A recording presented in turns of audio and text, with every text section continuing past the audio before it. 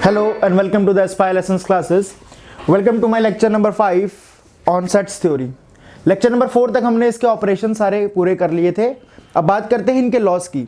अगर हमने कुछ 2 सेट्स पे ऑपरेशन किए या 3 सेट्स पे ऑपरेशन किए तो देयर आर सर्टेन लॉस जो ये सेट्स क्या है फॉलो करते हैं. सो आज का जो हमारा टॉपिक है वो है laws of algebra of sets या फिर कह लो इसे प्रॉपर्टीज ऑफ सेट्स. सेट्स की कुछ प्रॉपर्टीज या कुछ लॉज जो ये सेट्स क्या है फॉलो करेंगे. जैसे कि पहला लॉ जो सेट्स फॉलो करते हैं वो होता है कम्यूटेटिव लॉ. कम्यूटेटिव लॉ आपको पता है, आपने रियल नंबर्स में भी पढ़ा था, जैसे कि a plus B is equal to B plus A. Similarly यहाँ पे भी क्या होता है, अगर आप 2 सेट्स का यूनियन करने जा रहे हैं a union b will always be equal to b union a, क्योंकि इसका मतलब आपको पता है जब यूनियन करते हैं हम सेट्स का तो क्या होता है वहाँ पे ए और बी दोनों के सेट्स क्या है कंबाइन होके आ जाते हैं और जो एलिमेंट्स रिपीट हो रहे होते हैं वो एक बार आते हैं. तो चाहे आप ए का यूनियन करें बी से या बी का यूनियन करें ए से, यहाँ पे क्या है नंबर ऑफ एलिमेंट्स और जो एलिमेंट्स आने हैं सेट में वो सेम रहने हैं. जैसे कि फॉर एग्जांपल इस सेट में अगर देखूं तो मैं ए यूनियन बी मेरा यही है और चाहे मैं बी यूनियन ए कर दूं तब भी यही वाला रीजन क्या है शेडेड आना है. सिमिलरली कम्यूटेटिव लॉ ये भी कहता है कि ए इंटरसेक्शन बी और बी इंटरसेक्शन ए भी क्या है सेम होने. इंटरसेक्शन का मतलब आपको पता है क्या होते हैं कॉमन एलिमेंट्स. जो ए और बी में कॉमन एलिमेंट्स हैं वो चाहे आप ए का इंटरसेक्शन करें बी से या बी का इंटरसेक्शन करें ए से तो कॉमन एलिमेंट्स हैं वो सेम रहने हैं. फॉर एग्जाम्पल अगर इसी डायग्राम में अगर आपको मैं बताऊं, इस डायग्राम में ये जो शेडेड रीजन है ये ए इंटरसेक्शन बी है और यही क्या है बी इंटरसेक्शन ए. तो पहला लॉ जो है वो है हमारा क्या कम्यूटेटिव लॉ. कम्यूटेटिव लॉ मेरे को क्या कहता है कि A union B is equal to B union A और साथ में A intersection B is always equal to B intersection A. पहला लॉ कम्यूटेटिव लॉ. दूसरे लॉ पे आते हैं एसोसिएटिव लॉ. एसोसिएटिव लॉ क्या कहता है कि ए यूनियन बी और इसका दोनों का यूनियन आप किसी तीसरे सेट सी से कर रहे हैं अगर, ठीक क्या किया अगर ब्रैकेट लगे हैं इसका मतलब आपको पता है पहले हमें ए यूनियन बी वाला ऑपरेशन करना है. तो अगर कोई 3 सेट हैं ए बी और सी, आप पहले ए और बी का यूनियन करें फिर उस सेट का तीसरे सेट के साथ यूनियन कर दें तो ये किसके इक्वल होगा, चाहे आप बाद के 2 सेट्स का यूनियन कर दें या फिर पहले का. ये अंडरस्टूड बात है क्योंकि देखो A union B union C में एलिमेंट सारे ही आने हैं. तो अगर मैं शेडेड रीजन की बात करूं तो ये जो ब्लू शेडेड रीजन है मेरा यही है A union B union C. आप चाहे कहीं से भी करें, ए और बी का पहले कर लें, ए और सी का पहले कर लें या बी और सी का, एलिमेंट्स ये सारे के सारे आने हैं. Associative law in terms of intersection क्या कहता है कि ए इंटरसेक्शन बी और इंटरसेक्शन फिर सी के साथ ये भी क्या है, ये चीजें जो दर्शा रही हैं वो क्या है जो तीनों में कॉमन है. तीनों में कॉमन एलिमेंट्स मेरे पास ये वाला जो रीजन दिख रहा है आपको केवल यही एलिमेंट्स जो है तीनों सेट्स में कॉमन है. तो चाहे आप ए का इंटरसेक्शन करें पहले बी के साथ और फिर बाद में सी के साथ करें या फिर पहले बी और सी का इंटरसेक्शन करें और उसका इंटरसेक्शन ए के साथ करें, तो ये हमारा क्या कहता है एसोसिएटिव लॉ कि ये दोनों टर्म्स क्या है इक्वल आने वाली हैं. एसोसिएटिव लॉ क्या था, A union B union C में आप अगर किन्हीं भी 2 सेट्स का पहले यूनियन करें और फिर तीसरे के साथ करें तो हमेशा इक्वल आने वाला है. दूसरा इंटरसेक्शन के मामले में ये क्या कहता है कि ए इंटरसेक्शन बी का इंटरसेक्शन अगर आप सी के साथ करें तो चाहे आप बी का सी के साथ पहले कर लें या ए का सी के साथ, उससे कोई फर्क नहीं पड़ेगा, रिजल्टेंट क्या आएगा जो एलिमेंट्स तीनों में कॉमन होने वाले हैं. ये हमारा एसोसिएटिव लॉ. उसके बाद बात करें डिस्ट्रीब्यूटिव लॉ की. डिस्ट्रीब्यूटिव लॉ आपने जैसे कि मल्टीप्लिकेशन में पढ़ा था रियल नंबर्स के केस में. सिमिलरली यहाँ सेट्स के केस में क्या है कि अगर A union B intersection C है तो इसका मतलब क्या है ये यूनियन जो है क्या हो जाएगा डिस्ट्रीब्यूट हो जाएगा बी और सी में. जैसे कि ए का यूनियन पहले बी के साथ और फिर ए का यूनियन सी के साथ और बीच में जो साइन आएगा वो आएगा इंटरसेक्शन का, है ना. सिमिलर केस आपने मल्टीप्लिकेशन में भी पढ़ा था. अगर ब्रैकेट के बाहर कोई नंबर है उसको आप अंदर मल्टीप्लाई करने जा रहे हैं तो बारी बारी दोनों से मल्टीप्लाई होगा और उन 2 नंबरों के बीच का जो साइन होगा वही उन दोनों प्रोडक्ट के बीच में साइन आएगा. तो सिमिलर केस है, इसको आप रिजेंबल कर सकते हैं मल्टीप्लिकेशन ऑफ रियल नंबर्स के साथ. मल्टीप्लिकेशन ऑफ रियल नंबर्स, जैसे आप रियल नंबर्स का मल्टीप्लिकेशन करते हैं उसी प्रकार से डिस्ट्रीब्यूटिव लॉ भी सेट्स के काम में, सेट्स के उसमें यूज होता है. तो A union B intersection C क्या होगा, A union B intersection B union C. Similarly अगर यूनियन में अंदर कर दूं और इंटरसेक्शन बाहर कर दूं तो क्या है इस बार इंटरसेक्शन यूनिफॉर्मली डिस्ट्रीब्यूट हो जाएगा बी और सी में. तो क्या रिजल्ट आएगा A intersection B union A intersection C. तो ये था मेरा डिस्ट्रीब्यूटिव लॉ. ठीक, सबसे पहले पढ़ा कम्यूटेटिव लॉ, फिर एसोसिएटिव और फिर तीसरे लॉ की तरफ बढ़े हम तो क्या था मेरा डिस्ट्रीब्यूटिव लॉ. बात करें अगर चौथे लॉ की, चौथा लॉ है मेरा जो इंपॉर्टेंट लॉ है, आपकी बुक में भी दिया हुआ है ये, this is the most important law जिसे हम कहते हैं डी मॉर्गन्स लॉ।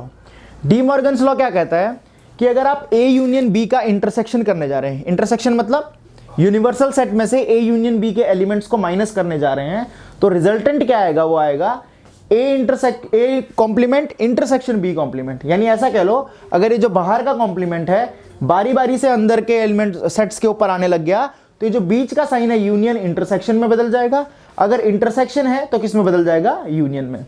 ये जो जितने भी लॉज में पढ़ा रहा हूं इन सबको आप चेक कर सकते हैं थ्रू वेन डायग्राम, क्योंकि वेन डायग्राम क्या है, इनका क्लियर व्यू देगा कि कौन से एलिमेंट्स की बात हो रही है। सपोज अगर मैं बोलूं ए यूनियन बी का कॉम्प्लीमेंट, तो ए यूनियन बी आपको पता है जितनी सर्कल्स के अंदर एलिमेंट है सारे ए यूनियन बी में आने हैं। अब जब इसका कॉम्प्लीमेंट करने जाऊंगा तो ये बाहर के जो एलिमेंट्स हैं यानी यूनिवर्सल सेट में से आप ए यूनियन बी के एलिमेंट माइनस करेंगे तो ये आएगा रिजल्टेंट। ठीक, ये इसका रिजल्टेंट है। और बात करो अगर यहाँ की A complement intersection B complement, A complement का क्या मतलब है, जो एलिमेंट ए के बाहर है, मतलब यूनिवर्सल सेट माइनस ए, यानी ए के एलिमेंट्स छोड़ के बाकी सारे एलिमेंट्स आने वाले हैं। सिमिलरली बी कॉम्प्लीमेंट क्या है, बी के एलिमेंट्स छोड़ के बाकी सारे एलिमेंट्स आने वाले हैं। तो इन दोनों में जो कॉमन होगा, क्योंकि बीच में इंटरसेक्शन का साइन है, तो जो कॉमन एलिमेंट्स होंगे वो आप देख पा रहे हैं वो बाहर के ही होंगे। तो इसीलिए डी मॉर्गन्स लॉ क्या कहता है, अगर जो बाहर का कॉम्प्लीमेंट है आप बारी बारी यूनियन या इंटरसेक्शन में अगर कोई दो सेट्स हैं उनके ऊपर लाएंगे, तो जो बीच का साइन है वो अगर यूनियन है तो वो इंटरसेक्शन बन जाएगा, और सिमिलरली अगर वो इंटरसेक्शन है तो किस में कन्वर्ट हो जाएगा, यूनियन में। ठीक है, तो ये था हमारा क्या, डी मॉर्गन्स लॉ। उसके बाद अगर बात करें तो है आइडेंटिटी लॉ। ये चीज तो अंडरस्टूड ही है कि अगर आप ए का इंटरसेक्शन करेंगे यूनिवर्सल सेट के साथ, यानी यूनिवर्सल सेट और ए में क्या कॉमन है, तो जो आपको पता है छोटा सेट है यू ए, क्योंकि वो यूनिवर्सल सेट का सबसेट है, तो आएगा मेरा ए ही। सिमिलरली अगर ए का यूनियन आप फाई के साथ करने लगे, क्या करें, ए का यूनियन फाई के साथ, फाई में तो कोई एलिमेंट है ही नहीं, तो क्या हो जाएगा, वापस वो सेट ए ही आ जाएगा। तो A intersection universal set is equal to A and A union phi is equal to again A. तो ये था मेरा क्या, आइडेंटिटी लॉ। आइडेंटिटी लॉ मतलब वो चीज जो किसी सेट की आइडेंटिटी चेंज ना करती हो।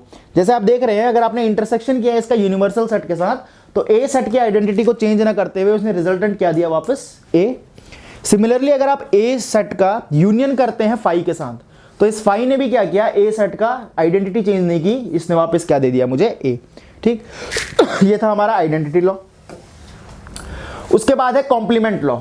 कॉम्प्लीमेंट लॉ क्या कहता है कि अगर ए का यूनियन करें आप ए कॉम्प्लीमेंट के साथ, देखो ए कॉम्प्लीमेंट में क्या है, ए के एलिमेंट्स नहीं आने वाले हैं, और ए सेट क्या है, उसमें ए के एलिमेंट्स आने वाले हैं। तो जब आप इन दोनों का यूनियन करेंगे तो आपको पता है पूरा का पूरा यूनिवर्सल सेट आ जाएगा। जैसे कि सपोज अगर मैं इस डायग्राम के थ्रू आपको दिखाऊं, ए यानी कि ये वाले एलिमेंट्स जो रेड कलर से हैं, ये सारे के सारे एलिमेंट्स ए में हैं।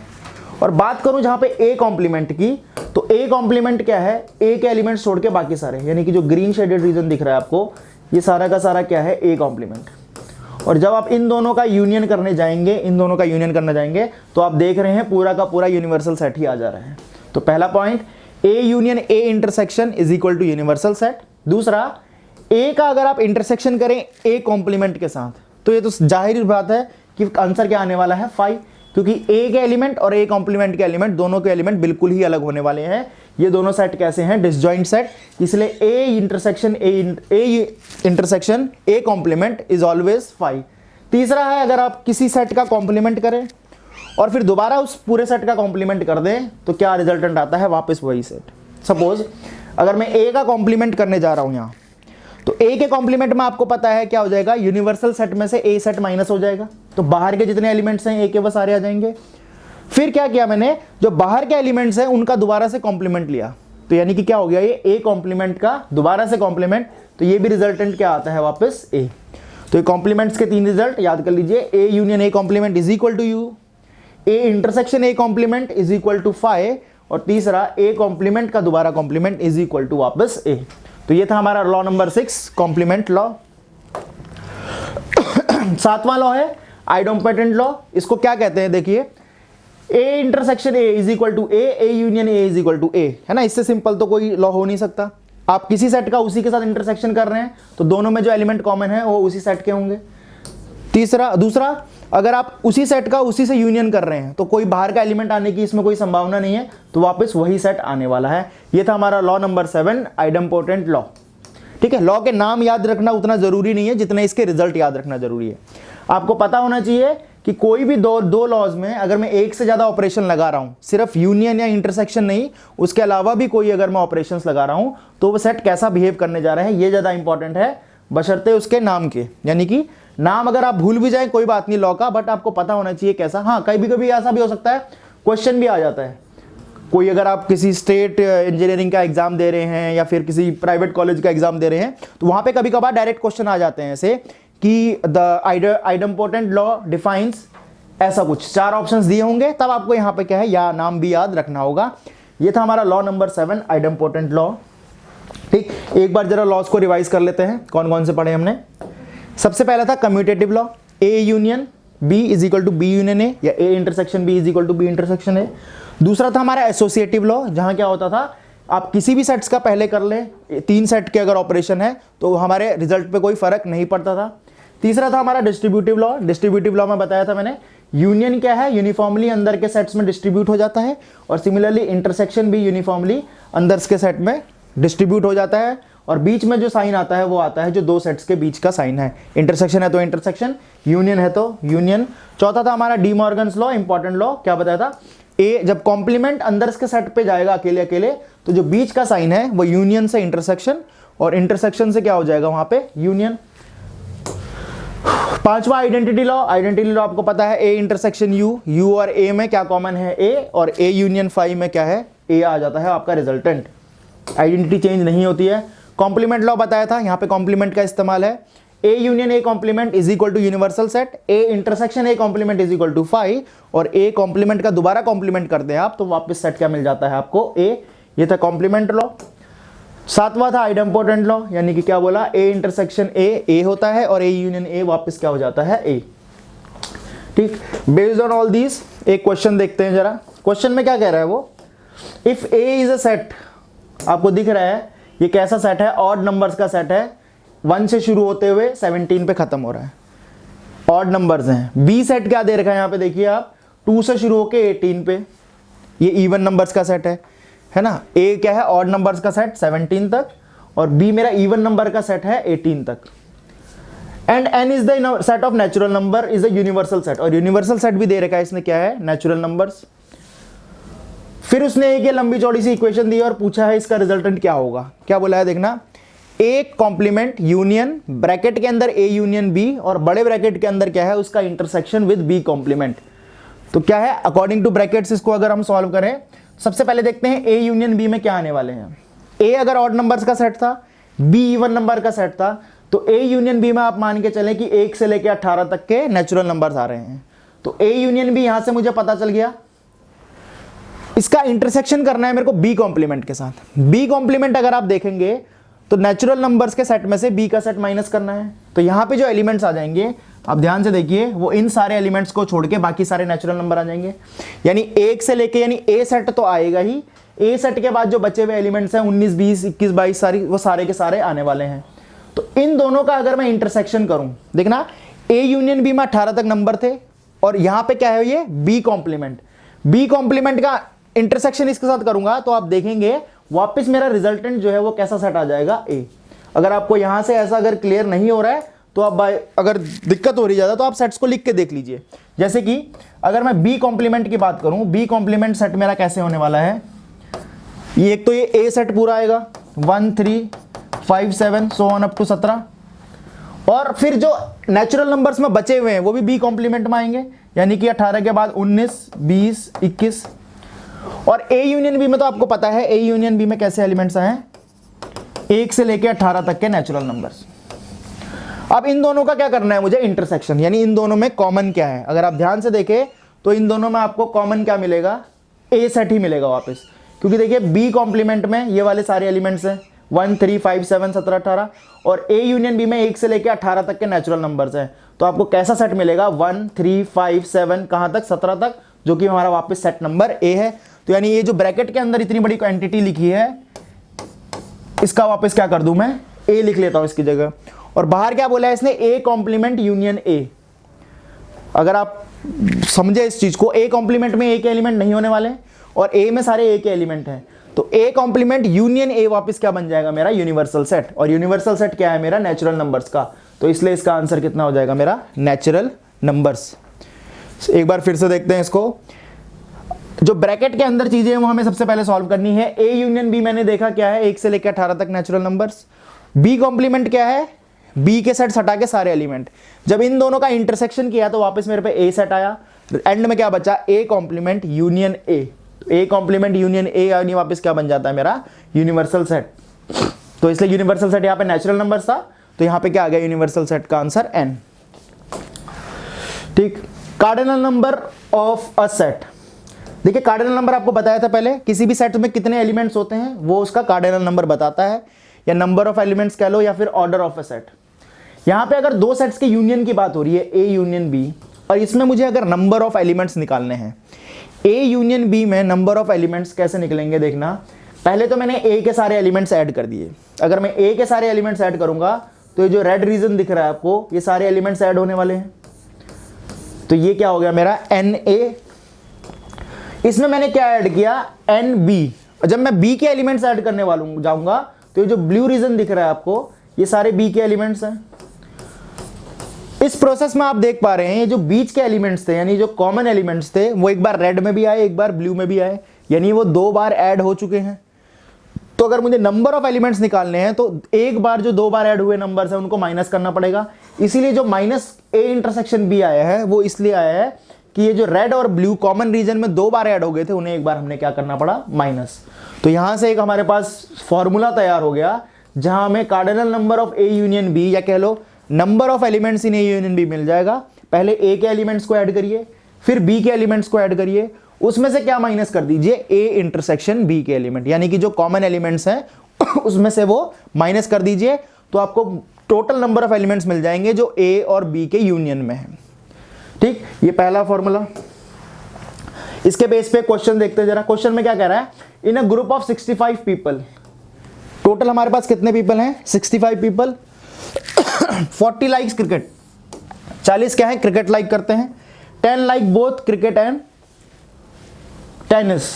ठीक है, तो ऐसा लिख लेता हूं मैं, एन अगर सी लिखा है ऐसा मैंने, एन सी, ये मेरे को क्या बता रहा है कितने लोग क्रिकेट लाइक करते हैं। तो क्रिकेट लाइक कितने करते हैं, 40। 10 like both cricket and tennis, तो क्रिकेट इंटरसेक्शन टेनिस, ये क्या बता रहा है मुझे, वो एलिमेंट्स जो दोनों में कॉमन है, यानी दोनों जो लाइक करते हैं उनका नंबर कितना दे रखा है मेरे को, 10। The number of person, question क्या है, the number of person liking tennis only and not cricket, यानी वो कैसे पूछ रहा है कि जो केवल और केवल टेनिस लाइक करते हैं और क्रिकेट नहीं। अगर ये 2 सेट है मेरे ए और बी, ठीक, पहले इसको हम वेन डायग्राम से करते हैं फिर फॉर्मूले की तरफ बढ़ेंगे। अगर सपोज ये ए सेट मान लूं मैं क्रिकेट लाइक करने वालों का, सी, और बी सेट मान लूं मैं टेनिस लाइक करने वालों का, टोटल मेरे पे 65 पर्सन है, 40 इसमें से क्रिकेट लाइक करते हैं, यानी जो ए है, ये जो रेड सर्कल है, इसके अंदर कितने लोग हैं, 40। 10 जो है वो दोनों लाइक कर रहे हैं, और दोनों लाइक करने वाले आपको पता है ये इंटरसेक्शन का एरिया है, तो मैं इसको यही लिख देता हूं 10। 10 क्या है, जो दोनों लाइक कर रहे हैं। अब एक बार ध्यान से देखना, यहां से 40 थे जो टोटल क्रिकेट लाइक कर रहे थे, जिसमें से 10 क्या है जो टेनिस भी लाइक कर रहे थे। तो जो केवल क्रिकेट लाइक करने वाले हैं वो 30 बच गए, क्योंकि देखिए आप 30 + 10 40, तो टोटल क्रिकेट लाइक कर रहे थे। तो केवल क्रिकेट कितना लाइक कर रहे थे, 30, और 10 जो थे वो टेनिस भी लाइक कर रहे थे, वहां भी काउंट होंगे और क्रिकेट में भी काउंट होंगे। तो ये वाला बच गया। टोटल हमारे पास 65 पीपल थे, और मेरे से उसने क्या पूछा है, number of persons liking tennis only and not cricket, जो केवल टेनिस कर रहे हैं और क्रिकेट लाइक नहीं कर रहे हैं। तो वो जो ये शेडेड रीजन है इसकी बात कर रहे हैं, ये वही लोग हैं जो केवल टेनिस लाइक कर रहे हैं और क्रिकेट लाइक नहीं कर रहे हैं। तो आप देख लीजिए 65 में से अगर ये 40 माइनस कर दें आप, तो आपका बचा हुआ जो आ जाएगा वो आ जाएगा केवल टेनिस वाले, यानी कि कह लो 25 लोग ऐसे हैं जो केवल टेनिस लाइक कर रहे हैं और क्रिकेट लाइक नहीं कर रहे हैं। ये तो था वेन डायग्राम से। अगर फॉर्मूले से बात करूं इसकी, तो फॉर्मूला पता है आपको, एक फॉर्मूला एम पे अभी जो थोड़ी देर पहले पढ़ा, क्रिकेट यूनियन टेनिस। इसके अगर मेरे को नंबर ऑफ एलिमेंट्स निकालने हैं तो क्या हो जाएगा, क्रिकेट के एलिमेंट्स ऐड करो, टेनिस के एलिमेंट्स ऐड करो, और एक बार क्या है क्रिकेट और टेनिस के इंटरसेक्शन को माइनस कर दो। ये आपको पता है 65% टोटल दिए हैं। क्रिकेट लाइक करने वाले कितने दे रखे थे मेरे को, 40। अभी मेरे को टेनिस लाइक करने वाले मालूम नहीं है, इंटरसेक्शन के मालूम है मेरे को कितने हैं 10। तो number of elements in tennis, tennis like करने वालों के एलिमेंट कैसे हो जाएंगे 40 माइनस 10 30, 30 उधर जाएगा तो कितना बच जाएगा मेरे पे 35। ये 35 वो लोग हैं जो टेनिस लाइक करते हैं, बट उसने मेरे को टेनिस नहीं पूछा है, उसने मेरे से पूछा है केवल टेनिस और क्रिकेट ना करते हो। तो केवल टेनिस और क्रिकेट ना करते हो तो मतलब क्या करना पड़ेगा, इस एन टी में से मेरे को जो दोनों में कॉमन थे क्रिकेट और टेनिस में वो माइनस करने पड़ेंगे। तो यहां से आ जाएगा 35 माइनस 10 इज इक्वल टू 25। आप चाहे इसको वेन डायग्राम के थ्रू करें, चाहे फॉर्मूले के थ्रू करें, आंसर सेम आने वाला है। हाँ बस याद रखना, अगर ऑप्शन वाला मल्टीपल चॉइस क्वेश्चन है तो फॉर्मूले पे जाने की जरूरत नहीं है, वेन डायग्राम सारी सिचुएशन को क्लियर कर देता है। हाँ अगर स्कूल का एग्जाम है जहां पे आप वेन डायग्राम के थ्रू आपके टीचर नहीं मानते कि सही होगा या फिर आंसर लिखने का ही तरीका नहीं है, तो आप इस फॉर्मूले के थ्रू जाइए। फॉर्मूला वही है, ए यूनियन बी में कितने एलिमेंट्स होते हैं, N A plus N B minus N A intersection B. तो ये था आज का लेक्चर में जहां हमने क्या है कुछ लॉस पढ़े, और आखिर में जाते जाते हमने क्या किया, एक फॉर्मूला टाइप का पढ़ लिया जो हमें क्या है दो सेट्स के यूनियन का कार्डिनल नंबर बताता है। ठीक, अगले लेक्चर में बढ़ेंगे इससे आगे। अभी तो दो सेट्स की बात हुई है, अगले लेक्चर में 3 सेट्स पे भी आएंगे और अलग अलग टाइप के कुछ क्वेश्चंस करके देखेंगे। इतने सिंपल नहीं, ये तो स्टार्टिंग था फॉर्मूले को समझाने के लिए। अगले लेक्चर में कुछ अच्छे क्वेश्चंस लेके चलेंगे, जो प्रीवियस ईयर आए हुए हैं वो भी लेके चलेंगे। तो फिलहाल के लिए इतना ही मेरे लेक्चर नंबर 5 में। मिलते हैं आपसे लेक्चर नंबर 6 में सेट्स थ्योरी के। Thank you very much.